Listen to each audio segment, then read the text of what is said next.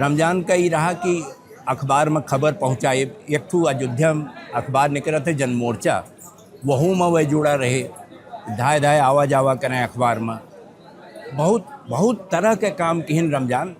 लेकिन जैसे विनोद कुमार शुक्ला कहे रहे कि जोन तोहरे घड़ी में बजत बाए वो तोहार समय न होए, तो जोन रमजान के घड़ी में बजत रहा वो रमजानों के समय नहीं रहा। रमजान एक दाएँ हमें भेटाने जनमोर्चा के एक कार्यक्रम में शीतला सिंह रहे, तो वो नहीं, जब हम आई तो वह रमजान के ज़रूर बुलाए लेते रहे। तो हम रमजान से पूछें कि बताओ महाराज कि तोहरे शायरी काऊ है, तो कहीं हमारा वक़्त ख़राब रहा, और जब वक़्त ख़राब होता है तो शायरियों ख़राब होती। तो हम कई झगड़ा में पैर नहीं कहे कि अभी क्यों लिखी ना, और वह हम लिखत रहें उर्दू में, फिर उसके बाद लिखे लागन हिंदी, हमें क्यों पूछबे नहीं किस।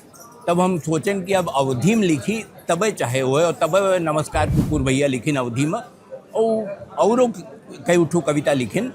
उनके कोनो किताब कबो छपी नहीं, लेकिन समय उनके कबो आए नहीं।